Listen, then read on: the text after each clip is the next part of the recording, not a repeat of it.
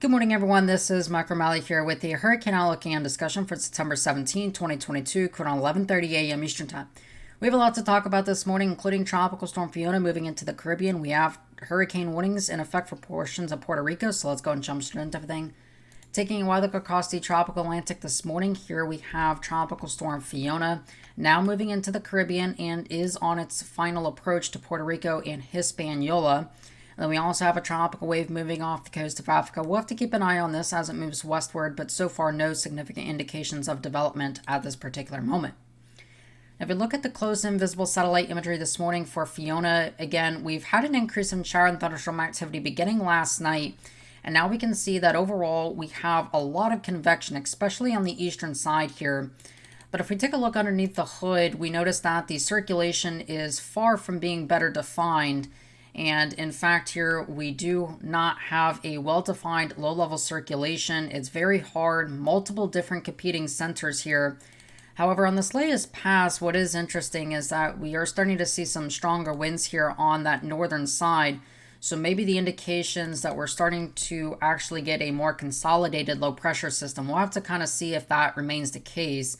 Again, this is the island of Puerto Rico right here. So we'll be watching to see how this actually interacts. This is supposed to be moving towards the west or northwest, so this could get very close to Puerto Rico here. Now, the current forecast track here from the Hurricane Center does have this crossing kind of in the Mona Passage between Hispaniola and Puerto Rico. This is now expected to become a hurricane prior to impacting the islands here. And for that reason, we have hurricane warnings in effect for Puerto Rico. We'll take a look at the close-in watch warning map in a second. Then this is expected to emerge off the coast here of Hispaniola. This is no longer expected to significantly interact with the island here, and we'll be watching for any deviations, but right now this is not expected to significantly impact the islands at this point, the Hispaniola area. And so this will keep the part on the western side of the circulation mostly on the dry side, and this will move off and intensify into a Category 2 hurricane sometime by Wednesday evening going into Thursday. Now, if you take a look here at the close-in watch warning map, first of all, we have hurricane warnings in effect for Puerto Rico. All of Puerto Rico is under a hurricane warning at this time. We still have tropical storm warnings in effect for portions of the Leeward Islands at this point.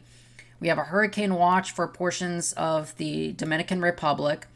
And then we have a tropical storm warning in effect for portions of the far western part of Hispaniola and the tropical storm watch down here.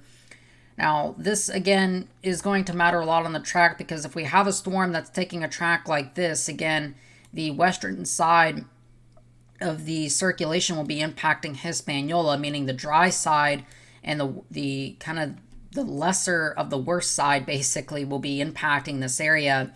And a track like this would take all of the worst and heavy weather over portions of Puerto Rico. So if we look here at the impact risk, again, this is still indicating that we have a high risk for impacts, especially from about the eastern part of Hispaniola and all of Puerto Rico. Again, generally speaking, it doesn't really take much to get a lot of flooding issues in Hispaniola here with some of the terrain and mountain areas. So for that reason alone, there's that high risk to the account for the flooding threat. And then, of course, Puerto Rico with that heavy rainfall and heavy wind threat as well. That is going to be a problem as we progress through the next couple of days. We look at the overall wind forecast here. Again, we see that most of the sustained wind, the heaviest weather is going to be in Puerto Rico right now. This current forecast is calling for about sustained 70-mile-per-hour winds on the eastern part or the western part of Puerto Rico and the eastern part of Hispaniola, with about 75 miles per hour expected somewhere here between the Mona Passage and far southwestern Puerto Rico at this time, depending on the track here that Fiona will take. So the track forecast is pretty uncertain still, and a lot has to do with the intensity of this storm in the short term. If we look at the HWAR forecast here, this is the 06Z run valid for 8 a.m. this morning. We noticed that, again, the HWARF is a little strong here, as it is suggesting a pressure of 995 millibars, but we noticed that the pressure was a lot higher than that. Nonetheless, though, this tries to deepen this into a major hurricane or near major hurricane intensity and crosses over the southern part of Puerto Rico, making direct landfall. I don't see this as being a feasible solution, given that, again, we're starting off with an overall high pressure, and then it just rapidly intensifies it. And I'm just not seeing the indications of that, given what we've seen so far. And so on this current trajectory, that would definitely be a significant threat for Puerto Rico. Then crossing over the Mona Passage there, pretty close to Hispaniola, and then moving off into the North Atlantic at this particular point. The upper ocean heat content is certainly allowing for significant intensification, especially once this crosses over into the southwest Atlantic here. And so we are likely to see this become a pretty potent hurricane as this probably tries to sneak off towards the north and east here. However, we are certainly a far way away from understanding what's going to happen here. This is the 500 millibar geopotential heights coming off the European forecast here. This is the 0Z run from last night, and we'll move this out to about the current time. We notice that right now we have a ridge in the southwest Atlantic that's beginning to erode here as this big trough moves off the Canadian Maritimes here in Atlantic Canada. This is eroding that ridge, and it's sliding in eastward, allowing for our storm to gain latitude in the next coming day or two. And then what's going to happen here as our storm nears Puerto Rico, we notice that, again, this is about 70 hours from now, but we'll move this up 72 hours from now. The storm could be north of north of Hispaniola at this time. And again, a lot is going to determine the short-term intensity here. If we have a weaker storm, it is very possible that we still have a direct impact on the mountains of Hispaniola, and that could play a significant part in the track forecast and what happens with Fiona. But overall, if this misses Hispaniola to the north here, it is entirely likely that this will get carried out to sea at some point. We notice that within 72 hours, we have a developing shortwave trough over New England at this point. That's going to be kicking off towards the east here. And we have this heat dome we were talking about several days ago that was expected to build in to the Atlantic and potentially steer our storm back towards the west. It looks a lot less likely today, and in fact, a shortwave trough seems like it will just kind of be able to skirt by and pick up Fiona a little bit. Then kind of the finishing job here is this trough, this big amplifying trough over portions of Canada and the northern United States, and this will be the final job in kicking Fiona out to sea here.